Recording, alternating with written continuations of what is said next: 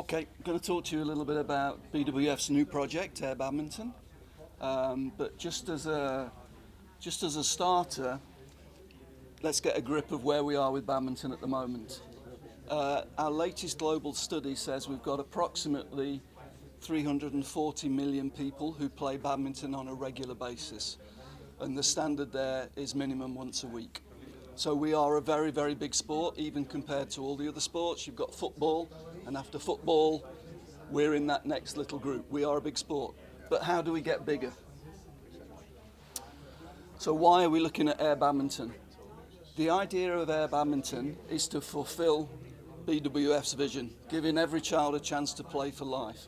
And at the moment, we are limited by facilities in many regions in the world, and also by competition from other sports.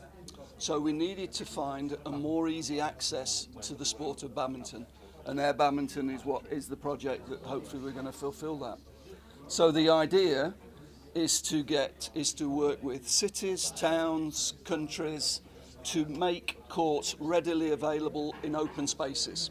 So we've been running pilot projects in different countries where we've been able to regenerate unused areas of land or run down.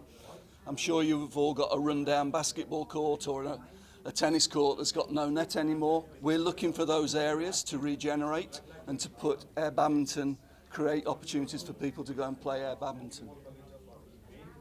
So that's on the participation side. The key to this project was to get a shuttle that was more resistant to wind. And we worked with Nanyang University in Singapore to develop the air shuttle.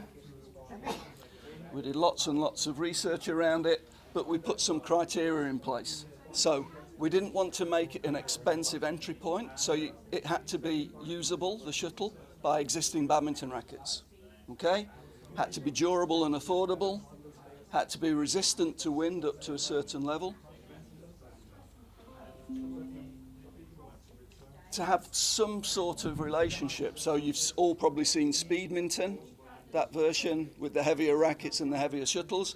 We wanted it to have a similar trajectory, similar weight and speed, and that offers, therefore, variety in the game. So there are clears, there are smashes, there is a variety and there is a connection to the indoor game. That was really important to us. So these were the criteria in developing the air shuttle. And what's the objective? Increased accessibility, increased enjoyment. It's fun, you can go and play it with your family. Seniors, we've got a project in Singapore starting where it's open spaces for seniors who are in their apartment to get them out of their apartments, down. The courts we're building there have got benches around for them to socialise.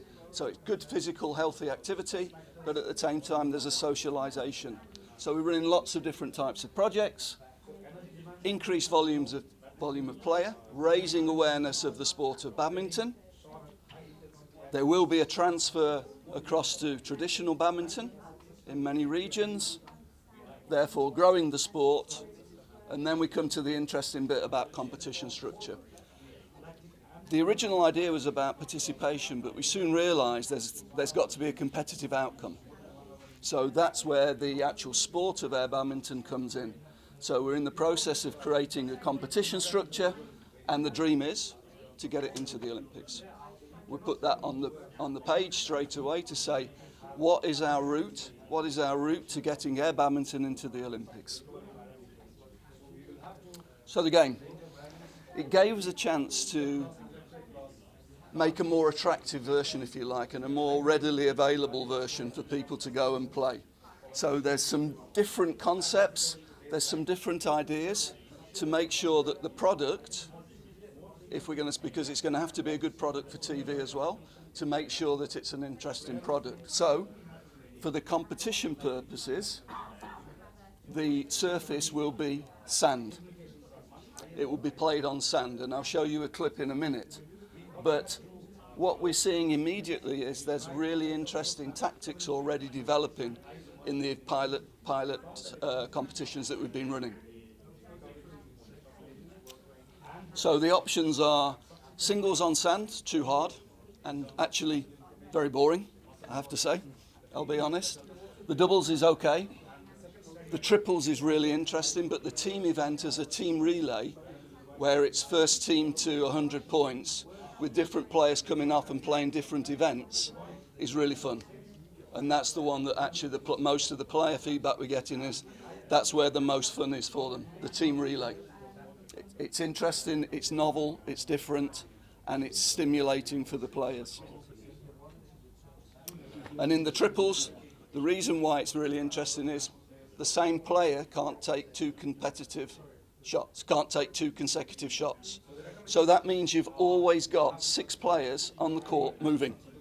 Because if you stand still, tactically, you're finished. So you've got to hit, you've got to move, you've got to create space for the others. So you get this crazy sort of pattern emerging of players always moving and the tactics changing and the areas of the court changing. Very interesting to watch. And here's a short clip. I can get that to play. Here's a short clip that just gives you a little idea of what we're trying to do in terms of events. This is in a city centre in Netherlands, setting up the stadium. Sports presentation, we had DJs, we had light shows, we had entertainment.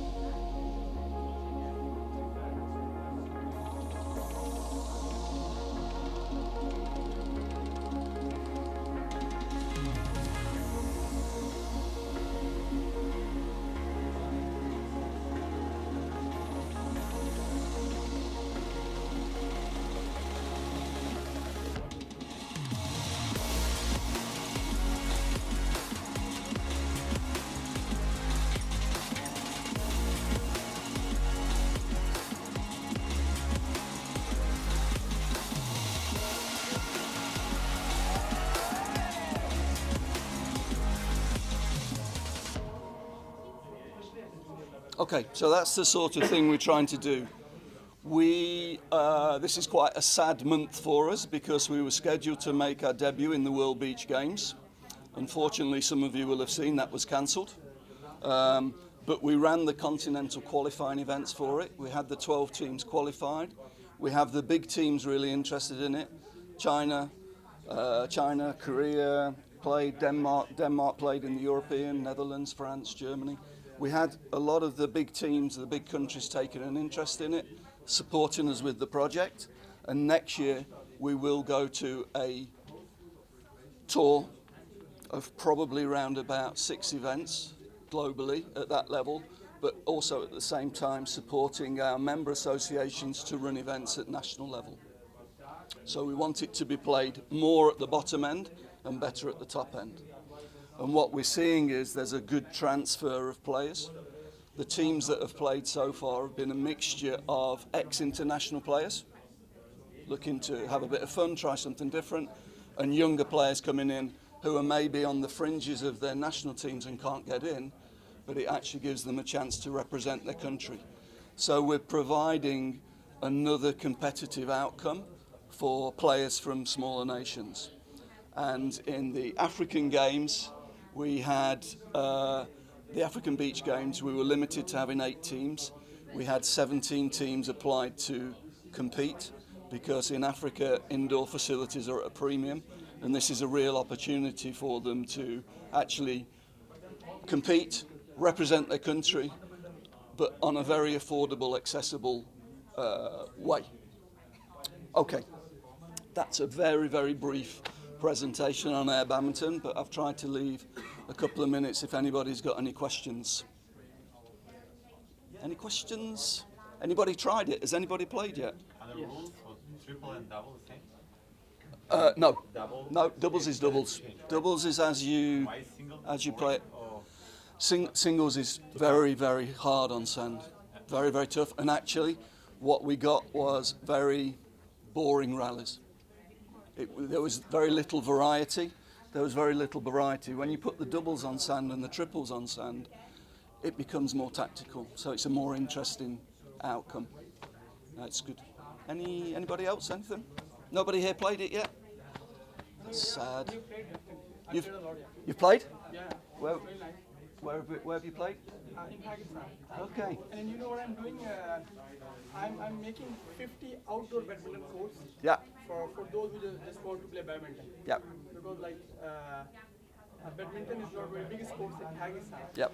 So this is how I'm promoting badminton in my country. Yeah, and that's really interesting because Pakistan, India, Vietnam, Cambodia, Singapore, Bangladesh, most badminton is already played outdoors because of the issue with facilities. But now, by going to AirBadminton, we're giving a competitive outcome because there's not really any outdoor badminton competitions. But in AirBadminton, there's now a competitive outcome.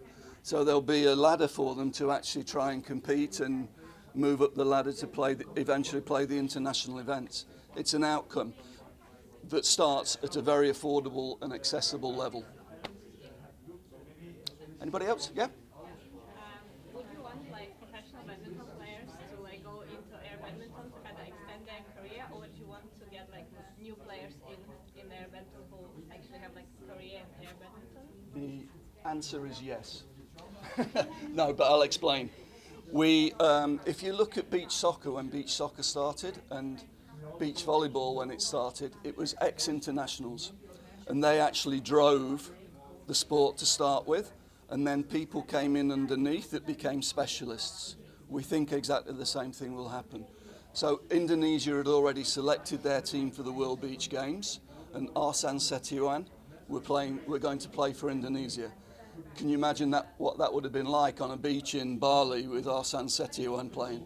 It would have been really, really crazy. It's very sad. China also had a big mix of players from Germany. Fabienne Dupree, who you probably know, was former German #1. She played for the German team. Vincent Winky Wong played for Hong Kong, but with some younger players as well.